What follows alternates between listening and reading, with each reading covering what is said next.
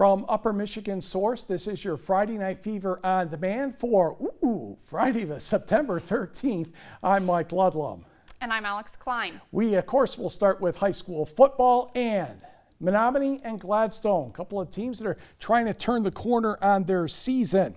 And let us go to Marble Athletic Field for this one. And in the first quarter, Brendan Harris finds Dante Sartorelli, makes the grab, and dives into the end zone. A 7-0 lead for the Maroons.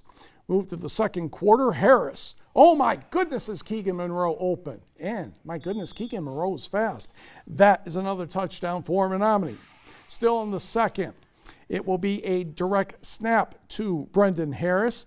And he's going to put the spin move on right here. Ooh, that was pretty. Leans over for the touchdown. Menominee is up 22-0, and they go on to take care of the Braves 42-6. Meanwhile, Calumet at Westwood, late second quarter. Pass here from Scott Locust to Dean Locust. Did he get over the goal line? Hard to tell with the official in the way, but they said he did. 2-point good, 8-0 Copper Kings at the half. To the third, Calumet 4th and 6 on the Westwood 35. Nick Jerf with the outstanding catch in the end zone. 2-point conversion denied, 14-0 Copper Kings. To the fourth quarter, 4th and goal from the 1. Westwood's fullback is stuffed by the Copper Kings defense, and therefore Westwood not on the scoreboard yet. But with about a minute remaining, Chad Pullman scores from 5 yards out. The Patriots did make the 2-point pass, making it 14-8 with less than 55 seconds remaining. But Calumet recovered the onside kick. The Copper Kings are 3-0 with a 14-8 victory over Westwood. The Patriots are 1-2. And now over to Kingsford. The 1-1 Flivers entertaining undefeated Hortonville. We'll pick it up already 14-0 for the Polar Bears. Kingsford with the ball on the third down. Tyler Kopp chase, but gets the pass off to Hunter Billgreen for the first down. Later in the drive, now 4th down. Flivers needing a score. Kopp chased again, looking for Billgreen again, but this time incomplete, and Hortonville takes over. Ensuing drive, Kyle Allen at QB for the Polar Bears. Quick pass to Dylan Schmidt. Decent gain. That drive would eventually end in a touchdown to make it 20-0. Hortonville pretty much dominating possession and the scoreboard here in the second quarter on the Flivers 25. Handoff to Jose Concepcion, breaking tackles, looking for that extra yardage, and he gets all the way within the 15 but fumbles. Kingsford causing the turnover, but it was all Hortonville this game. They win 57-13. And 2-0 Ishpeming also visiting 1-1 Norway tonight. We will pick it up in the second quarter. It's 8-7 Hematite. 2nd and 14 for the Knights. Quarterback Nathan Pollich drops back and is sacked by Owen Morton. The second straight for the Hematites defense looking good early. Ishpeming ball now. John Corkin looking for a receiver. He's pressured, and Bane DeLongchamp comes flying in for the takedown. Sack for a sack. It's still 8-7. Fast forward a few minutes later, Norway ball again, and Pollich, he is keeping it. Runs up the middle for a nice gain all the way inside the 10-yard line. Next play, Pollich. He scrambles, and he is throwing towards the end zone, and it is caught by Cody Hendricks at the goal line for the touchdown. Extra point is good. Norway takes the 14-8 lead, but Ishpeming would come back in the second half. They win it 24-14. To the scoreboard, where it was a good night for both Marquette and Escanaba, posting shutouts. The Redmen 31-0 over Sault Ste. Marie, and the Eskimos 26-0 over Soukora, Ontario. And Lance gets the win over Gogebic 28-20. Lance's Jonah Dowd 288 yards rushing and 2 touchdowns, and it was West Iron County 22-7 over Manistee. The Wycons Gage Larson 126 yards rushing. Also on the board, a pair of 5-point victories. Don't get those every day. St. Ignace 26, Charlevoix 21, and Hurley scored very late. In fact, in the last 10 seconds to beat Northland Pines 12-7. Iron Mountain's off to a good start this season at 2-0. Robin Martle, his team, making its first road trip. The Mountaineers go to Houghton to take on the Gremlins. And Iron Mountain was in pretty good shape in this one, as you can see, 29-0, and they would try to get back into it. But the ball is going to be fumbled and Caleb Avasovich Hines recovers for the Mountaineers. Marcus Johnson would then hand the ball to Dante Bassanese, and he's going to get outside. He's at the 30, the 25, the 20, sheds a tackle, outruns the last guy for the touchdown, and Iron Mountain has a 36-0 lead. Mountaineers have the ball again near the Houghton end zone, but the Gremlins defense will stiffen here. And the Mountaineers decide to give the kicking game a chance, and a successful one would be good for, obviously, 3 points. Iron Mountain, your winner in this one, 39-0. Across the Portage Lift Bridge, Negaunee was at Hancock. The Miners early on moving the ball downfield with the run. Fullback, nice move there for a first down. Then quarterback Jason Waterman will go to the far side of the field, and he will be able to turn the corner and scores, and Negaunee had a 6-0 lead.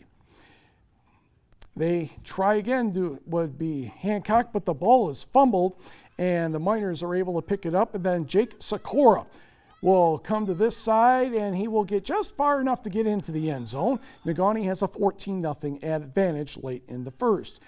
Now it's Hancock at work. That's Colton Solani to Mason Mikic for the down to the 1, and Solani gives it to Cole Stuber, just makes it into the end zone. Negaunee leads by 7. They go on to win this one 28-19. And next we'll head to the Model Town, where the Gwinn Model Towners meet the Lakes from Lake Linden-Hubble. That is the 1-1 Lakes visiting the winless Model Towners. On the opening drive, the Lakes drive down the field, and on 4th and long, Brandon Levine finds Caleb Gregory for the touchdown. The Lakes go up 8-0 early. Next, the very first play on offense for the Model Towners, and Caleb Anderson tosses a pick. Caleb Klein snatches it, and he returns it to about midfield. Ensuing drive for the Lakes, Klein going to take it himself from about 15 yards out. Plenty of room to make it 16-0. Gwinn, they are trying to get something going, but Anderson, he throws another interception. That is just off target to Caleb Klein. He is just having himself a game. The Model Towners would try to battle back in the second half, but they fall to the Lakes 38-24. And in 8-player football, Forest Park taking on Superior Central in Crystal Falls. And it is a fumble that will start the second half. That is the Cougars. Forest Park's Gabe Scalarasa runs the ball and gets tackled by Zach England at 1st and goal. Next play, Scalarasa runs the ball in for a touchdown. He also makes a 2-point conversion. That brings the score to 58-32 Trojans. Cougars try to come back with a pass play intended for Kyle Frusty, but Gabe Scalarasa, he knocks it down. Trojans once again get a touchdown. CJ Post, he runs it into the end zone. They also get the 2-point conversion, and the final was 80-40 Forest Park over Superior Central. To the scoreboard, where Rudyard kicked an extra point, and it proved to be a key extra point. The Bulldogs defeated Rapid River 27-26. Brimley dashes past North Dickinson 48-6. And Carnegie wishes it didn't have to travel east. Cedarville's pretty good. Trojans take this one 54-6. To women's college soccer, where Wildcat Willie entertaining who knows what, and as NMU takes on Winona State. A shot will be taken by Courtney Wiensek, and Wiensek will get the rebound and put it in the 9th minute to give the Warriors a 1-0 lead. 28th minute, Georgia Topalis, her soft shot will give the Warriors a 2-0 lead at the break. Wildcats had a couple of chances, though. One in the first half, Brenna Musser to Isabella Cardosa, but that one would not work. Second half, Jamie Montgomery lets fly. Padoink. That goes off the hand of Yanel Ortiz and off the bar and out of danger.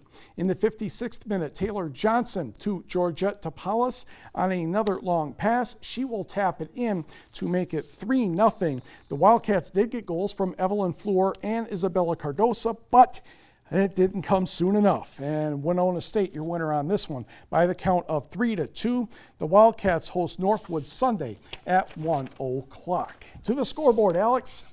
And this is for women's college soccer. Still, Minnesota State Moorhead over Michigan Tech 2-1. And Finlandia, big win, a shutout 6-0 over Marantha Baptist. And in college volleyball, St. Cloud State wins 3-0 over Lake Superior State, and Michigan Tech 3-1 over Bemidji State. And Davenport blanks Northern Michigan 3-0, and Lake Superior State 3-1 over Minnesota Crookston. Minnesota State also defeats NMU 3-2, and Michigan Tech falls to Minnesota State Moorhead 3-1. In cross country, the Big Spartan Invitational took place Friday in East Lansing, and things went very well, obviously, for the Michigan State Spartans. They won with a score of 16, followed by Grand Valley State. NMU was 6th, Michigan Tech 10th, and Lake Superior State 25th. Now, on the local side of things, Marquette's Lindsey Rudden was 9th for the Spartans, 21 minutes, 41.2 seconds. Incredibly enough, though, since 7 of the 9 Spartans were in the top 9, guess what? They didn't need Rudden's score. Figures. NMU's top runner was Caitlin Smith. She was 22nd. That should be 22nd. Ferris State's Katie Edlamacki was 28th for Ferris State, 22:39.8. Tech's top runner was Emily Bird at 23 minutes and 9/10 of a second. On the men's side, change page. There it is. Michigan State, the winner with 48. Michigan Tech finishes 3rd and only 4 points behind Grand Valley State. Excellent job, Huskies. Lake Superior State was 19th. Morgan Beadle-Scombe was the winner for MSU, but look at Michigan Tech. Brandon Reichel was 6th at just over 25 minutes, 10 seconds. Matthew Powell, 7 seconds later. And Houghton grad Clayton Sayan was 14th in just under 25.5 minutes. David Mitter of Lake Superior State, the Lakers' top runner, in 26 minutes, 47 seconds.